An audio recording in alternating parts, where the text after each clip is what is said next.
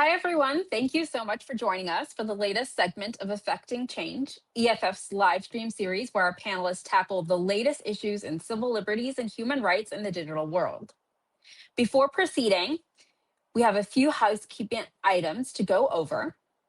We have a live caption team online with us today. You can view the captions at livestream.eff.org. There, you can participate in the Twitch chat. And if you have questions throughout the program, please drop them in the chat, and our guests will answer as many as they can at the end of the stream. If you're comfortable, we encourage you to type a hello in the chat window now and let us know from which part of the world you're joining us from.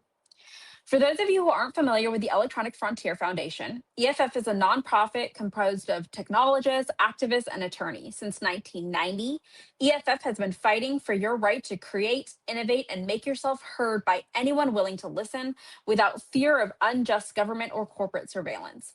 You are the reason EFF can take on this important work. And if you'd like to help us in the fight to defend your digital freedoms, please consider donating at EFF.org/support change, or pick up some cool EFF merch at EFF.org/shop. My name is Sarah Hamid. I'm the Director of Strategic Campaigns at EFF, where I lead our municipal legislative work, supporting lawmakers, community groups, and local agencies who are facing real decisions about whether and how to bring AI into their communities, especially in public safety contexts, where AI enhancements are being integrated into existing surveillance infrastructure with little public scrutiny or oversight. It's my honor today to introduce the participants in today's discussion. Nicole Ozer became in June 2026 and is a legal expert on artificial intelligence, privacy, surveillance, and digital speech. Earlier, she created the Center for Constitutional Democracy at UC Law San Francisco, and before that was the founding director and longtime leader of the ACLU Northern California's Technology and Civil Liberties Program. Cory Doctorow is a science fiction author and journalist, and he's been an activist at EFF for nearly 25 years. His latest book, The Reverse Centaur's Guide to Life After AI, is out now. As a reminder, we'll have about 15 minutes for your questions at the end. So if we haven't touched on something you want to hear about, please ask, and you can submit your questions via the Twitch chat at any time. So before we begin, a quick word on where EFF sits in all of this. AI touches nearly every issue we work on right now. We're fighting copyright lawsuits that threaten beneficial AI uses, pushing back on the FTC's attempt to police accuracy in AI systems, defending crawlers and data systems from misguided state bills, and scrutinizing how AI features get quietly baked into your phone without you having real control over what they can see. AI is showing up across our litigation, our policy work, our activism, our tech projects simultaneously. And that breadth is exactly what why today's conversation is going to move across a lot of ground: labor, privacy, copyright, government use. AI is not just one thing. It's not a single technology. It's a label that we slap on everything from hiring algorithms to a chatbot to a license plate reader with a new process layer bolted on. And this matters because of how AI often gets more attention than the how of AI rather gets often more attention than the who deployed it, who profits, and who gets a say in how it shows up in their workplace, their insurance rate, or their neighborhood. I see this play out constantly in my own work, where I spent most of my time engaging directly with city councils and local decision makers whose buy-in is being sought for an AI enhanced tool or workflow, often with just a comment period and a sales deck, let alone a risk assessment. And that's one of the through lines I really hope we pull out on today. Power over AI isn't just contested in Washington or Sacramento. It's contested at a Tuesday night city council meeting, in a school board's vote to buy a monitoring tool most parents never get to hear about until it's installed, and in private purchasing decisions that never go through any public process to begin with. So as we get into surveillance pricing, algorithmic bosses, and government AI, and what good AI might look like, I'd ask everyone watching to keep asking the same question at every scale: who does this serve and who gets to decide? And with that, I'll turn it over to Cory. Oh, thank you, Sarah, and thank you, Nikki, for joining, and hello to everyone out there. My goodness, I'm told there's 900 of you, which is that's a big crowd for a live stream. Hi, chat. So, Sarah, I really liked your introduction because you hit on one of the themes that, as a recovering science fiction writer, I find most important about EFF's work, which is that we are so much more concerned with who the gadget does things for and who it does it to than what the gadget actually does. And I know that's an area that Nikki is focused on as well. So, Nicole, you know that AI is being used increasingly in corporate and government decision making. What would it look like if that AI was, organized around the needs of people rather than, streamlining corporate processes so that bosses don't have to have ego-shattering confrontations with people who know how to do things and tell them their ideas are stupid and can be replaced with software? And if, you could have people running governments who wouldn't have to talk to the permanent civil service who told them that their ideas were stupid and illegal and would kill people, and you could just ask the algorithm to do it. What would it be like if we had statistical inference tools that were deployed in a way that was organized around like the needs of the people who are being processed by those statistical inference tools? Yeah, I mean, hi everyone. It's so good to be here. Thanks, Cory. Was really excited for this conversation. I'm coming to you all from EFF's headquarters in San Francisco, and I became executive director on June 1st, so just a couple months into my tenure. But this is really the critical question of this moment, right? This is what EFF was really created for. It's about ensuring that technology supports rights and justice and freedom and innovation. And this is this consequential moment. So I come in as the new executive director. Cindy has passed the torch to me to lead EFF. And this is such a consequential moment because we are at this moment, obviously, that there is many of the threats to rights and justice and freedom and democracy that were once thought to be hypothetical are the reality right now. And we're also at this moment where the decisions that we're making in the courts, in the legislature, in our communities, in our daily lives about how AI is developed and how it's used is going to determine not just our future, but the future of, the next generation. And we come at this moment and sort of have this conversation today when, at base, governments and large corporations possess surveillance capabilities that were just unimaginable, certainly unimaginable when EFF was even created in 1990, unimaginable even when I started my career just post 9/11, when there already had been an exponential increase in government surveillance, and actually unimaginable even just a few years ago. This trajectory of AI has been so quick. I mean, Cory and I have been around a long time seeing sort of these increases in technology, but the rapid pace of how this is iterating, I think, has even been surprising, not just to us, but to many of the companies that are building this technology. So, I always talk about, our rights are protected by law or they're protected by friction. And we see AI, as Cory said, AI is really intersecting with so many parts of our lives. And the questions about, how is it going to be used? How is it going to be deployed?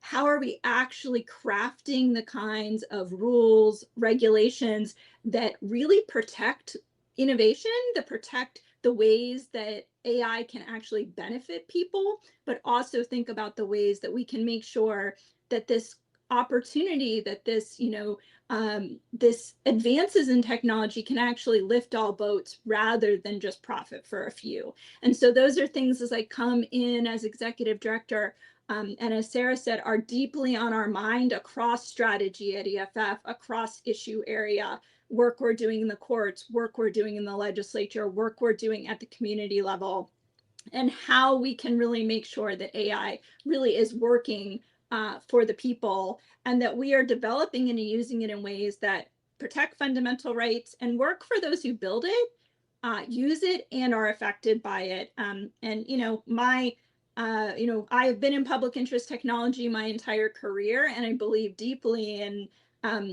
working together, figuring out ways that we can build power across issue and strategy. And honestly, we are at this pivotal moment right now. Like, the future of AI hasn't been written, and we can actually work together to get it right. Yeah, I would add to that because maybe, I think we have, we might feel slightly differently about AI in that I think that it's a really interesting technology that will, like, we're going to be using advanced statistical inference tools for ever because they're useful. I don't think AI is going to change everything. But here's what I worry about. I worry that the fight about AI is going to change everything. I worry that people who want to know what NBC looked like before it was stolen and given to a crony of the president are not going to be able to know because we've banned scraping in the name of ending AI. I'm worried that we're going to institute all kinds of restrictions about image generation in the name of preventing deepfakes that will make it harder for people to create parodies and will create pretexts for the removal of content that makes powerful people uncomfortable. I like you're saying, we've both done this for a long time. I also started right after 9/11. And after a quarter of a century, you kind of wish that you lived in a society that had enough object permanence to win a game of peekaboo, and that they could remember the last time we were like, doing the security syllogism, something must be done. There, I've done something. Now something has been done, rather than making it something that actually addresses your problem that we all ended up in really. I know. Deep mud. To me, it's what's old is new again. A lot of sort of what we're seeing in the conversations we're having. And I think that's why, as Sarah said, EFF is working across so many different issues. And I think that's really unique because, as you said, Cory, there are folks who are kind of looking at one area of AI or another area of AI, and they're kind of weighing things just for that issue. But EFF is not only brings together, and this is sort of the superpower of EFF, is that, it's lawyers, it's activists, it's technologists, it's community work. And it's not just, it's privacy, it's consumer privacy, it's government surveillance, it's creativity and innovation, it's intellectual property, it's competition. And so we are actually looking across these areas and not sort of putting our weight on one side without thinking about what pops up on the other side. And, we know a lot of folks in the field, and there are folks, who are thinking about one issue without maybe the ramifications on the other side of the issue. And that honestly does take both sort of that deep expertise, but also that historical memory of like, I've seen this before. I saw this in early 2000s. Let's actually learn from that history. Let's think about, what did we get right? What did we not get right? What were we able to push? What weren't we successful in doing? Where are the stakes even higher now to get it right this time and to build the power to get it right this time? Because a lot of times there is an answer, but we haven't had the power to get that answer through the courts or through the legislature. And that's why I think the stakes are so high right now to make sure that we can build it in the right way and get in those protections here at the ground level, rather than kind of, it again being a technology that has the potential to lift all boats, but instead ends up perpetuating sort of power in the already powerful. So one area that we've really spent a lot of time working in that bears directly on this is public officials who get suckered into buying magic beans from Gabby technologists, whether that's internet-connected voting machines or backdoored encryption that's somehow still secure, or software that can automatically detect copyright infringement, all of these things that are like just, pipe dreams and nightmares that don't work and can't work. And that nevertheless, we see a lot of public money being spent on. And if that wasn't bad enough, we then see it being pressed into service in publicly important applications. So this is a thing we see with AI. And I know one of the areas you've been researching and working in is AI procurement, this process by which we wake up one day and find out that the town council has been taken for a ride and been sold some algorithms, some flock cameras, some automatic guilt generators, and something to spy on all the kids at school. So where are you at, and what is EFF doing on this procurement side? What would a good procurement process look like?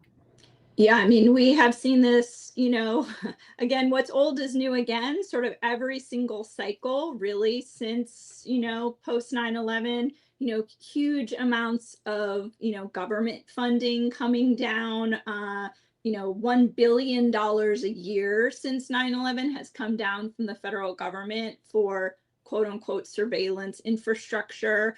And, most of it has been snake oil, not only just snake oil, but actually snake oil that harms communities, that actually makes people far more unsafe. That now we see those systems being weaponized against communities, being used by ICE for immigration, attacks on immigrant communities, being weaponized against reproductive freedom, being weaponized against activists and who are speaking out against sort of the current administration. And we see sort of now a new cycle with AI. Most of these systems that have been deployed for surveillance have been done extremely quietly. The money was already in hand. There hasn't been engagement with diverse communities and real decision making by diverse communities about the why and whether. And we see that right now with AI. We see the jumping to the how of deployment of AI, the using of public money to purchase systems without the questions about why are we doing this? What are actually the risks? Whether we should do this, any kind of evidence-based evaluation of what the benefits are and also what the extreme harms are. We see there was an example, I won't say what city, but there was an example of a city I saw recently that rather than having a sign-in sheet at their community centers, they were going to use AI systems to record who came into their community centers. Okay, in a moment where this is a community that has a very high immigrant population, that of course that information is then collected and who knows where it ends up being used.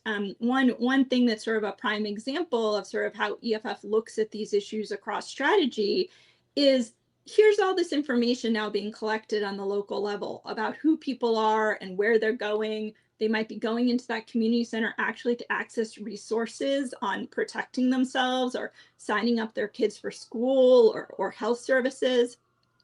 And the information that's collected on the local level here in California has then never been protected by the state law that's like the Federal Privacy Act. It's called the Information Privacy IPA. It was passed in 1977, and that law has never been updated, even though it only applies to state agency databases. It currently doesn't apply to community, local, city, county databases. And so that's one of the things like we are looking holistically at in this sort of AI moment. We need to have real centering of community in the why and whether to use AI before the how, but we also need to think about the laws that are in place to protect whatever kind of information is collected, make sure it's then not flowing to companies and to the federal government and being weaponized against people in our community. So it's looking in sort of how we can address those issues also in the courts.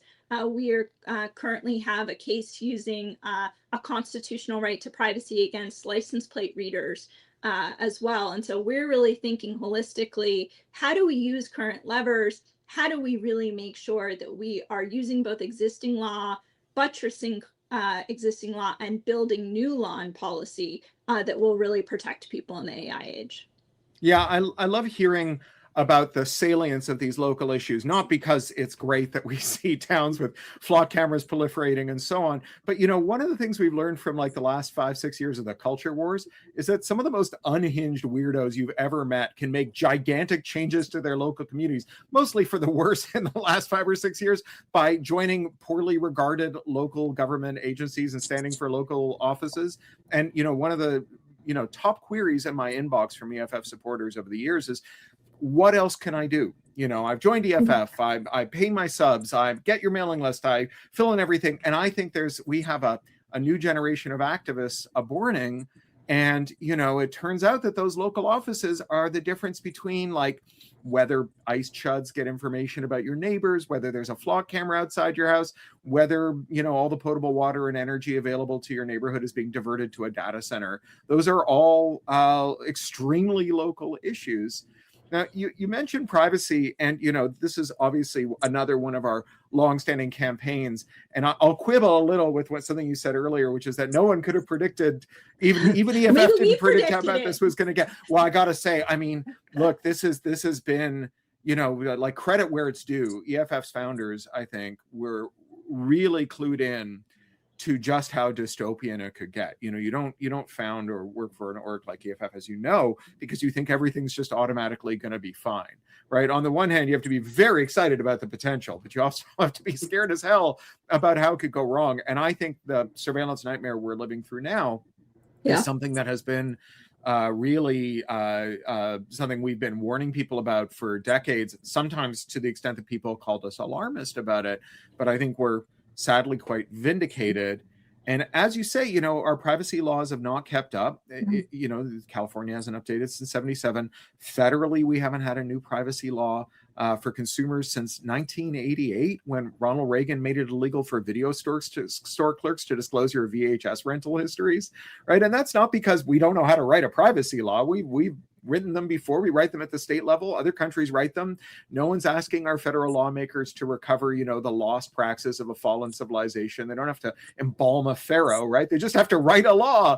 And so, you know, that vacuum has created a lot of problems, and some of them have to do with AI. And, you know, what I find exciting about this moment of people really waking up to the privacy consequences of AI is that it holds the potential for a coalition that isn't just people who are worried about deepfake porn, although that's a thing to worry about, or being denied a loan or a mortgage or a job because of surveillance data about you, or having surveillance data surface the fact that you went to a protest, or having surveillance data used in ways that make you feel that, you know, your loved ones have been brainwashed and Grampy's a QAnon, your kid's anorexic, and all the millennials, you know, are quoting Osama bin Laden on TikTok. I don't even think all those things are real, but if everyone wants to fight for a privacy law because they're worried about them, I'll be right there alongside of you on them. And one area where we're seeing some people join the privacy fight is over surveillance pricing in California. Yes. And I know this is an area EFF is supported. Maybe I'll explain a little about surveillance pricing, and you can talk about this bill, AB 2564.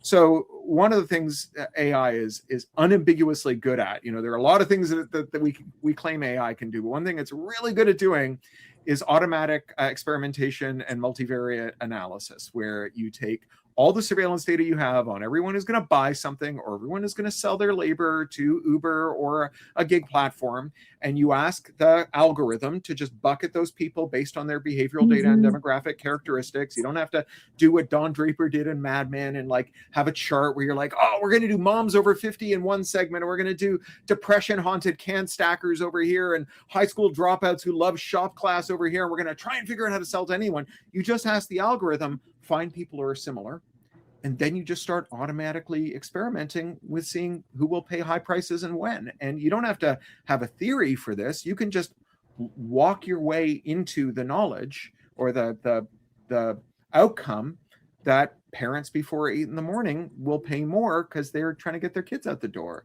And that, you know, this is a real thing that our friends at Groundwork Collaborative and the Roosevelt Institute of Surface, that nursing apps are taking nurses who have more credit card data and more credit card debt and offering them lower wages on the grounds that they will accept a lower wage if they're in more debt.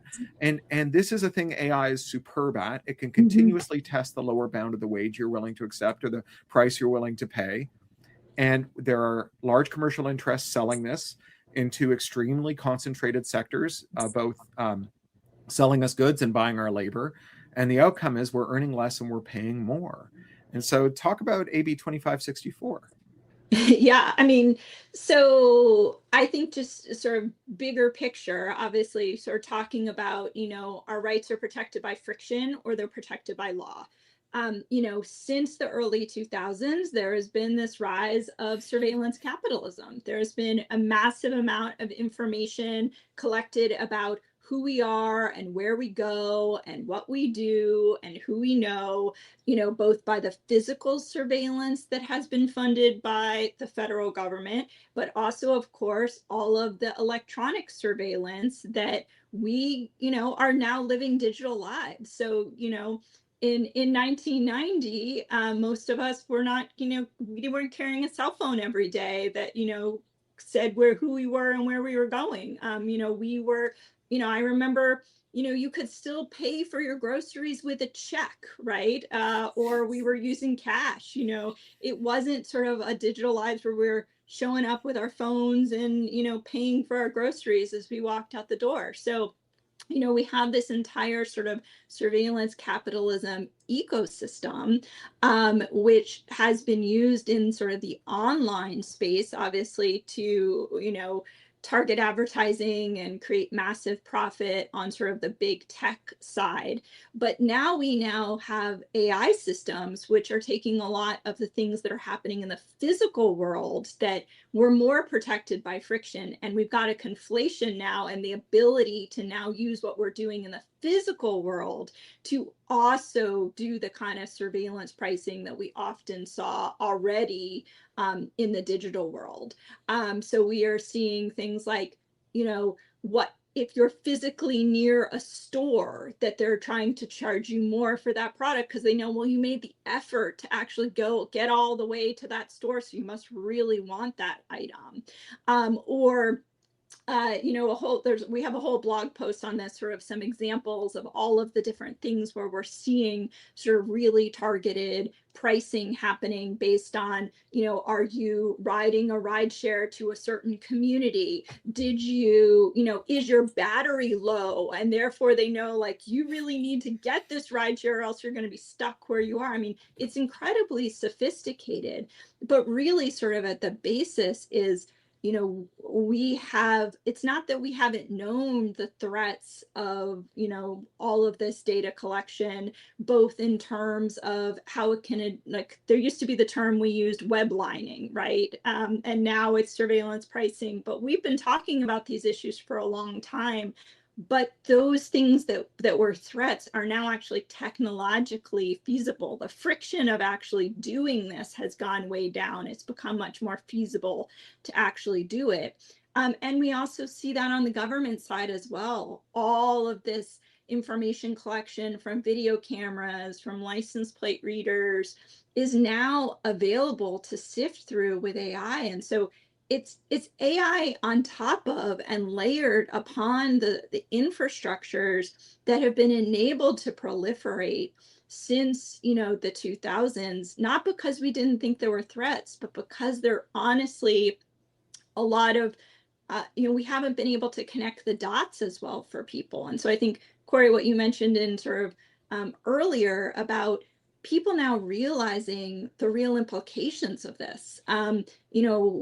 Earlier this year when license plate readers were really being weaponized in terms of immigrant communities and deportations, I pulled out my talking points from 2007 that talked exactly about these issues. Like, I did not want to be right. I did not want these hypotheticals to become reality. But what is important right now is that people are really realizing what's really at stake. And this is a moment where the kinds of digital rights issues that many of us worked on 20, 30 years ago that were seen as niche, that people didn't really understand or realize the direct implications on their lives, their livelihoods, their personal safety, their economic security. People now realize that, and we have this incredible opportunity to actually build these coalitions to actually get these laws passed. Like, there is no, like, I go to presentations and I'm like, most of the people we present to were not alive when the last federal privacy laws were passed in the 1980s or the 1990s. Our privacy laws in the state level, on the federal level, should not, be older than most of the people who are working on those laws as staffers or are in communities voting. Well, it's not like there have been any new privacy threats since Die Hard was in movie theaters. I don't know why we would need a new law. Exactly. And we know we've needed new laws. I mean, there was actually a real opportunity to, I've been doing studying sort of where we are in history and sort of where we had these political opportunities and what happened. We had these political opportunities in the 1970s. There were really powerful forces that tamped that down in the late 1970s when we were at those early modes of computerization where we had the opportunity to really address issues of collection and use. Then we had another moment and we really made some progress. In the late 1990s, there was, opportunity there. And then 9/11 happened, and it was we were around. It was a very hard political time to get anything through, let alone stop the things that were happening. But we're at another moment now, especially with AI. Like, we are at a moment when there's a lot of attention. People are really realizing the kinds of things EFF and many others have been talking about license plate readers and surveillance capitalism for 20 plus years. But that's why I'm so excited. The perils are also the opportunity. This is a moment where we can be like, okay, we have seen what happened before. We've seen the narratives that have undermined, the coalitions, and we can actually, and that's why I was really excited for your book as well, and all the work that you do, because so much of this can be, a little in the weeds for some people. And you do such an amazing job of storytelling, and we need those stories so people really understand what's at stake. So when you write a book, when John Oliver does, his piece just last week on surveillance, connecting the dots and bringing that to people, that is critical, because you can go to court and if nobody knows about it, you may still win. But if people don't know the work we're doing in the legislature, in corporate advocacy, in community work, we need people to know, we need people to care, we need people to push for that, to push their legislators, because we know what needs to happen, but we need the power to see it through. Yeah, so that's very kind of you. And as we've been talking now, I've realized that we've been swirling around three of my favorite quotes from one of my favorite writers, which is William Gibson, maybe a patron saint of EFF at this point. For those of you who don't know, William Gibson coined the term cyberspace and also once quipped, cyberpunk was a warning, not a suggestion, which I think describes so much of our work. That's the first quote. The second one is his quote that cyberspace is everting, which is to say turning inside out. The risks we used to worry about with surveillance pricing in your app are now surveillance pricing problems in the shop with electronic shelf tags, with apps that you have to use to purchase things, and so on. And then the third quote that I want to pull out here and move us on to the next section of the discussion is his famous quote from Neuromancer: "The street finds its own use for things," which is to say that when we seize the means of computation, we can find ways to use the same tools that are being turned to oppress us to liberate us. And this is an area where I think we've seen these advanced statistical inference tools that we call AI doing some very good work. And I know we have an organization that we've done a lot of work with, Human Rights Data Analysis Group, who've done some remarkable things with machine learning since the earliest days. They were the ones who very early on showed that the predictive policing algorithms that were proliferating all across America were, poised to substantially magnify the bias they were supposed to address. That, the example they used using some very careful mathematics and some very good data sources is that if you have a police force that you suspect is doing racist stop and frisks, and then you say, okay, well, we don't want them to do racist stop and frisks, so we're going to ask the algorithm where they should go to do their stop and frisks, and then you feed it the data from the racist stop and frisks, right? Then the algorithm is going to say, well, all the guns and drugs you found last year were in the pockets of the brown and black people you threw up against a wall and searched. Therefore, that's where you're going to find them next year. And then, because that's the only place they search next year, the algorithm will become more and more convinced that all of the crime is committed by racialized people. Not because that's true, but because garbage in, garbage out has been an iron law of computing since the 1950s. Exactly. And this is a thing where we see various activist groups and analytical groups doing very good work, using these tools, figuring out what's going on, finding ways to describe it, finding ways to demonstrate it, finding ways to test for certain kinds of conduct, all using these tools, or even just, as we see with Innocence Project New Orleans, sifting through millions of arrest reports to find ones that are similar to arrest reports that led to successful exonerations, not because they're using the AI to be their lawyer, but because the lawyer needs a sort algorithm to figure out which arrest reports to read first, and starting with the ones that look most like the ones that led to exonerations makes a hell of a lot of sense. So can you talk us through some of the ways in which we see less Empire Striking Back and more Return of the Jedi, where the Ewoks have figured out how to use the tools? Yeah, that's mixing a metaphor. Yeah, no, absolutely. I mean, garbage in, garbage out has been around, like, people all know this, right? And so in this iteration, it's been sort of bias in, bias out is what I've said, Bebo. It is not surprising at all. I think one of the things, AI is incredibly powerful, and it can be harnessed for the things where we see a lot of the holes.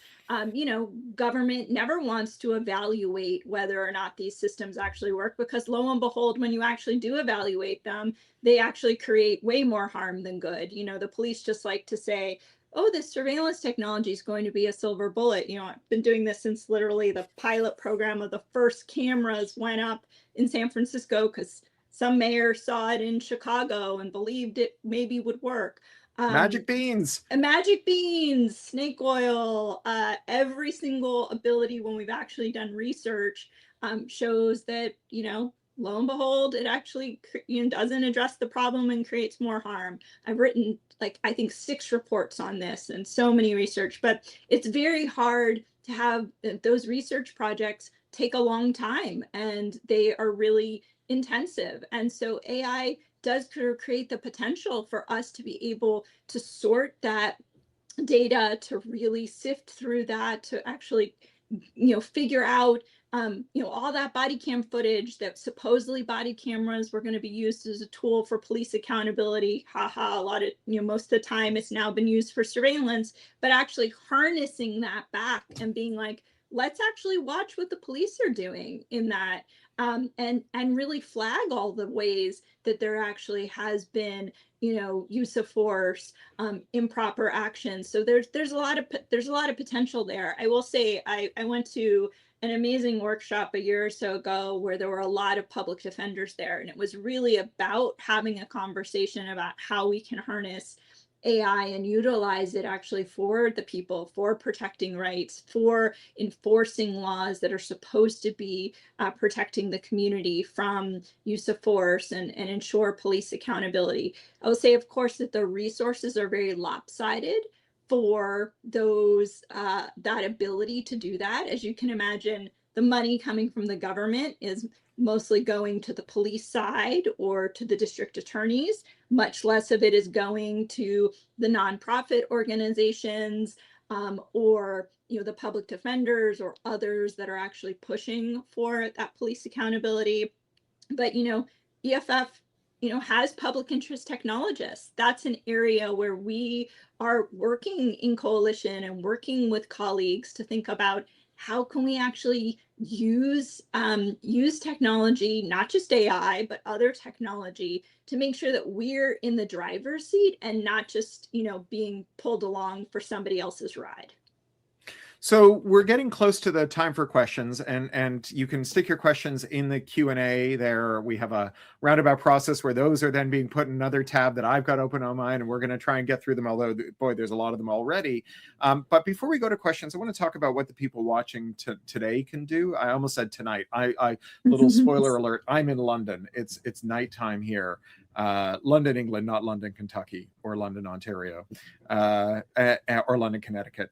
But we have a couple of questions that our colleagues have asked us to address here, about what the people watching today and tonight can do. The first is, what's one thing that regular people or local organizers should be building right now before the bubble pops, so we're not caught flat-footed? Do you have thoughts on that? I mean, I have a lot of thoughts on that. There's a lot of sort of action items on EFF's website. There's a lot of ways to get engaged. But I want to kind of go back to what you said. wherever we live in the world, wherever we, if we're in the United States, if we're around the world, if you're in any of those Londons, anywhere around the world, these kinds of questions are happening locally, in terms of how is AI being considered? How is it being potentially used? How is it being deployed?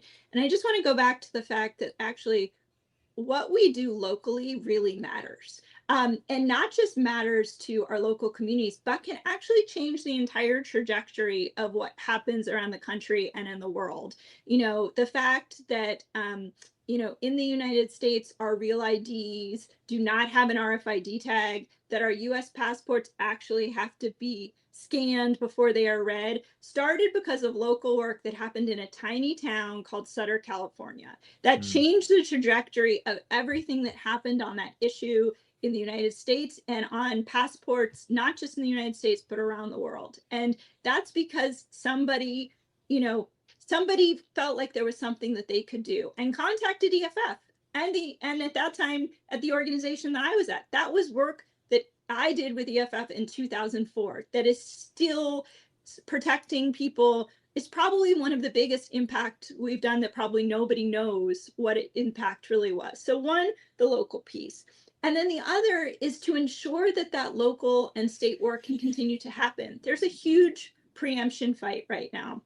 The federal government wants to pass laws at the federal level that, one, do not protect people, and two, wipe away laws that exist on the state and local level so that we actually can't address things in the future. So working on the local level and protecting what we can do in the local and state and in our countries around the world, and also working together. These issues are not just happening in one community or in one country. And that's also, EFF works globally because these issues are interconnected. And so building our coalitions, doing our thinking, doing our strategy together globally is incredibly important on these issues.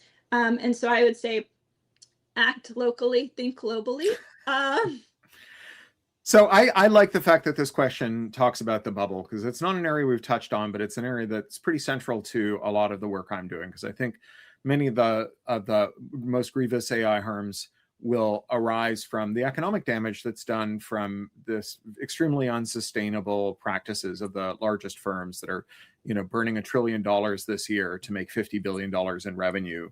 And, as Stein's law has it, a bedrock of finance, anything that can't go on forever eventually stops. And, if you're out there before the bubble burst trying to, for example, not have a data center built in your community without the regular processes of consultation and environmental review and so on, I got to say, your city government does not build a data center in secret because they think you'll be pleasantly surprised and they don't want to spoil it for you. They know you don't like this idea. That's why it's all happening without the regular processes.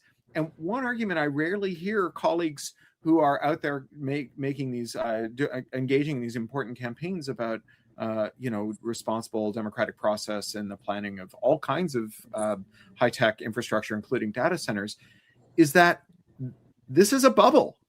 And Yes.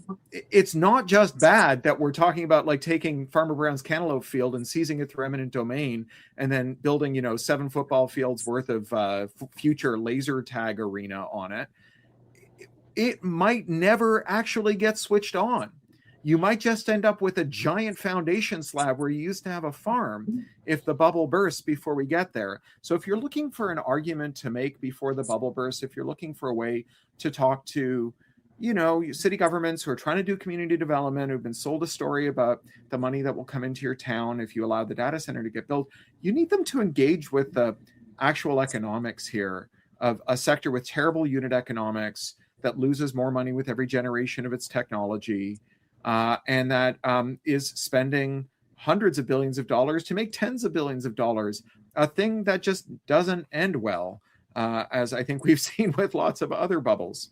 So the last question before we go to the actually, you know what? I'm going to go straight to the Q&A because we're at 1:45. That maybe we'll cover at the last question here. So Nazrin wants to know what happens to democracy with AI in the hands of the government? They've asked a lot of questions, but that's the one that I found quite trenchant and related to our work. I have some thoughts, but I'd love to hear from you, Nikki. I want to hear your thoughts first, Oh, Cory. okay. Well, look, I read a stupendous article by a data scientist yesterday that I wrote up this morning for pluralistic.net about the tendency of algorithms of all sorts that make predictions to have predictions drive outcomes that make the predictions come true. So Netflix predicts that you're going to want to watch one of 10 movies, which it shows to you, and you choose one of them. That doesn't mean Netflix chose the best movie. It means that you chose one of the ones that are recommended to you. And we see this with all forms of prediction and recommender system, that this is something well understood in all machine learning, that when you preference exploitation over exploration, when you make predictions based on the likelihood that you've got a good fit for the criteria, you end up missing out on all the solutions that might be better. And then the subject of this prediction from this machine learning system enacts the prediction and makes it come true. And so one of the things that I'm quite worried about in the context of states is that states are asking AI to describe ground truth about our policy, right? Where are there problems? What solutions can we apply to these problems, and so on. And so the government then takes the advice of the machine learning system. It says this person should be denied parole, this person's children should be taken away, this place should be zoned in a certain way, this legislation should be written in this way. And then that ends up turning into policy that vindicates the prediction. And just like the racist predictive policing algorithm that's, sort of engaged in this kind of coprophagia where it's eating its own outputs and gets, maybe you could call it like prion disease for AI, where you're feeding the output of an AI back to an AI, you end up with increasingly deranged and unhinged policy. And I think this is the consequence of this very opaque way in which our decision making takes place. And I would say finally, although this wasn't in this excellent paper, but it's something that Henry Farrell, a political scientist, has observed, is that there's something very seductive, especially for authoritarians, about automating the civil service, because the civil service is a source of friction. They're the people who know how things work, and you show up as a politician who's got ideas but doesn't understand the procedures, and you say, I don't want to hear your excuses, just make it happen. And the permanent civil service says you can't. We see this with the Trump administration and the administration 1 and 2, and they just fire them all and replace them with chatbots, which was the project Elon Musk did for Trump. And then you have chatbots just pliably enforcing the will of people who don't want to hear about how those policies will play out on the ground. Yeah, I mean, that's our Doge case, right? All these issues. And I wrote a piece last year that was about putting people power into privacy law and really, defending and advancing rights and justice and democracy in the AI age. And so this question about sort of the intersections of AI and democracy, a well-functioning democracy is a bundle of all of these rights and structures that are about, making a bit we the people, for the people, by the people. Obviously, we have been a very imperfect democracy right now, at least in the United States and in many places around the world. There's been a lot that we have not done right, even without AI. And now we sort of are in this moment where, how AI is used, how it's developed, how it's deployed is, potentially going to even, perpetuate, exacerbate the types of inequality, the types of anti-democratic, actions that are happening. We see Trump fully utilizing it. And I think we kind of see it in various layers. I mean, I've already talked about government surveillance. It obviously supercharges, the ability to know who people are and where they go and what they do. So in terms of the balance of power between the government and the people about our private lives and our ability to act and speak. So we've got the privacy bundle, we've got the free speech bundle, our ability to feel like and safely engage, communicate, connect, mobilize for justice. I'm a constitutional lawyer. That's where I've spent my career, at the intersection of constitutional law and new technology. The implications of AI on our privacy and our ability to engage in free speech, to mobilize for justice, are profound. We've also got issues of, I did a symposium this last spring where I really brought together sort of folks who traditionally more worked on sort of physical voting rights, and then the issues of AI and how that intersects, because, many of us are familiar with Cambridge Analytica. I mean, this is a whole much more sophisticated era of, how can you parse information? How can you then, create, information in the voting context that's going to manipulate or, move voters in a certain way. There's been some really good research on those issues recently. So the intersections of AI and more sort of voting rights and manipulation, and impersonation, obviously, and that sort of comes back to the fact that EFF is holding all of these different pieces at the same time. There's some organizations that are just sort of working on voting rights or misinformation without sort of the privacy and free speech angle. So these are complex issues. These are nuanced issues where you have to understand sort of, again, not putting your foot on one side that then pops up in this other way, that undermines our ability to actually speak freely because you've made a decision just about like trying to prohibit certain language related to voting that actually gets utilized for all this other precedent that undermines our ability to actually speak. So I think, what happens to democracy? That's why I'm here. That's why I do this work, is, I care deeply about defending and advancing rights and the ability of people to live our lives in safe and free ways in an emerging AI world. So, I'm here because I care deeply about us being able to fight for rights and justice and democracy in the AI age. And there's a lot to do. And that's why I'm so glad so many people have come to this live stream, because it makes me feel like we've got a whole crew out there that we can actually be working with on these issues. And I hope everyone is also a member of EFF, because we need you in this fight. So Mark Cunningham asks about the international situation and describes the EU as being far ahead of the US and who's capable of tackling this in the US. I chose this question because it's an area that I'm quite interested in, because I was EFF's European director, our first international employee, and I worked in both intergovernmental forums like the United Nations, but also at the EU in Brussels. And we now have people who are much better at that than me working in those roles.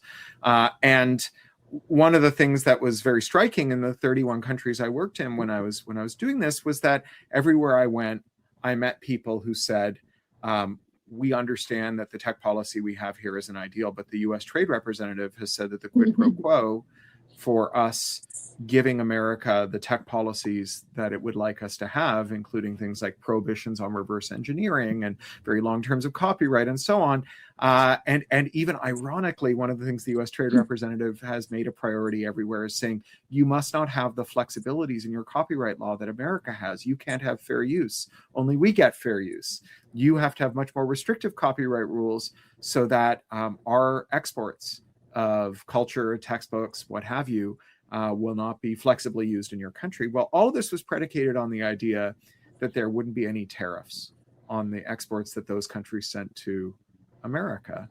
And so Trump has inadvertently, created a different kind of liberation day than the one he intended, one in which there's just not the case anymore for other countries to do things. And this is very important because at the same time, Trump is wielding American foreign policy against countries where they do try and rein in tech. So Canada and the UK proposed a 3% digital services tax to make up for the fact that all the tech companies pretend they're Irish, except for Amazon, which pretends it's in Luxembourg. And so they don't ever, and none of them ever pay any tax. So you can't get domestic competitors because they're giving 35% of their gross receipts to their tax authorities. And the US companies are not, because of this weird Irish gambit. And we've seen them crack down on rules about interoperability in the Digital Services Act and the Digital Markets Act. And we've seen American companies emboldened by this. Apple has refused to comply with the Digital Markets Act and has said, go ahead and try and take it out of our hides. Trump won't let you. And so we're now at this very interesting moment where countries all over the world are starting to think about whether they can go into business exporting disenshittification tools that reverse engineer and fix the defects in America's tech products. And I think this is an area in which Americans would substantially benefit because, Americans, they're like the beta testers for every bad idea that some greedy jerk has in a Silicon Valley boardroom. And if, Americans can figure out how to buy reasonably priced pharmaceuticals using the US Postal Service from Canadians, they can buy software to open up their iPhones or let them fix their tractors or their cars or put third-party ink in their printers from someone in Europe or maybe Ghana or, Mexico or any of these countries that have seen themselves in the crosshairs of the Trump trade policy. I don't know if you have thoughts about what it's going to take to get American officials to actually engage with these. I'm kind of feeling like maybe we just let other officials solve our problems for a while if we can't get our own to do things. I mean, I have always been a big believer in sort of thinking about overall systems and where are the levers, right? Being nimble and, EFF working at all these different strategies in the courts, in the legislature, in communities, globally, means that we can actually see where those opportunities are at those moments and sort of create those plans that are both proactive, but also take advantage of opportunities that pop up, that might not be anticipated. And so, this is not the first time that there are opportunities where another country is able to move something that then we can utilize in the US. There's all sorts of examples of that in the privacy space where, French regulators or Canadian regulators have been able to move issues that then we've been able to utilize in the US to put pressure on US companies, move that back. So to me, it's really an entire systems approach. And that's why, I jokingly said, work locally, but think globally. It is about how can we as EFF, how can we in a sort of broader coalition really be working even more collaboratively with, Canada, the EU, other countries. I'm excited for that opportunity because the issues that we are looking at are not just issues in one community or one state or one nation. These are, not only was the internet global, but AI is certainly global, and we need to be, we are going up against formidable forces, and we as an EFF community and as a coalition of organizations, really need to be working together to be thinking strategically and working together to address these issues. And that's what I wrote in my, first blog post as executive director. This is about working across strategy, working across issue, working across place to build the power for the future that we really want and deserve. So I want to close with a last question here from Biker Neil, who says, we see these open weight models catching up with these closed source proprietary expensive systems. Do we see a future where AI runs on hardware that is under control of individuals, small groups, and that we are able to access these tools without paying rent to corporate gatekeepers? And I would say, I think both of us, the answer is yes. But then he asks an interesting question, which is much more an EFFE question, which is what policies and tech choices ensure that hardware makers, app stores, cloud platforms do not re-centralize their control? What can we do to support this, a future in which AI, like other computational tools, are under the control of the people who use them? Yeah, I mean, that's one of the things that's really on my mind, and I'm excited for our public interest technologists to be working with others to really be thinking through those things. So I would say, we obviously, we built Privacy Badger, we built CertBot, we have been, really integral and sort of the backbone of encryption on the web. And this is a new area that I'm really excited, for us to be thinking about. And so I'd say support EFF, make sure we have the resources to really think about those issues and dig into those issues, because we really are bringing that expertise sort of across issue area. And AI is, we are living in this incredibly consequential time on AI, and those decisions that we are making, the systems that we are building, the climate that we are creating for AI to really be working for the people, is, these are both, the needs and real opportunity at this moment. So I'm so proud to be the new executive director of EFF. I'm so proud to work with the amazing staff. And thank you for being part of the community, and looking forward to meeting you all in person and online even more in the years ahead.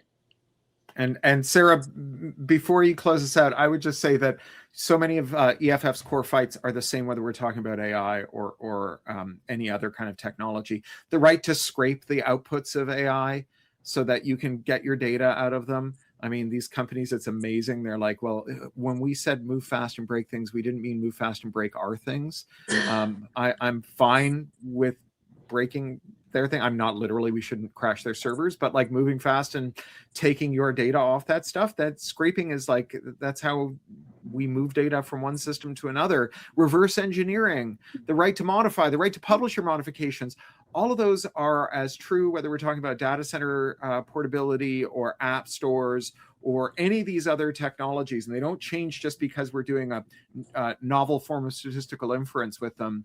Foundationally, if you can't open it, you don't own it. If you can't modify it and fix it, then it's stuck. You're stuck with whatever ideas some person had before who didn't understand your needs. Nothing about us without us. We should all be able to have the final determination about how our technology works. It's what EFF has fought for since the beginning, 35 plus years ago. And it's a fight that we're never going to give up. So thank you all for joining. And Sarah, I'll hand it over to you. Oh, Sarah's on mute. Oh, now it's a live cast. Now it's a live stream. Thank you. That is all we have time for. I want to thank Cory and Nicole for joining us today. And thank you to everyone who contributed to the discussion and the chat and all the great questions, and everyone watching around the world. We said it before, and I'll say it again, digital rights begin with you. EFF has been a leader in privacy, freedom of expression, and innovation for 35 years. And we need your help to keep that fight up. Take out 10 minutes now to become a member today at EFF.org/support change. And please continue these conversations about your civil liberties with your colleagues, friends, neighbors, and family members. And once you're done renewing your EFF membership, be sure to mark your calendars for our upcoming segment of Affecting Change, Elections 2026, Polling Places and the Risk of Surveillance. Thanks for joining us, and see you next time.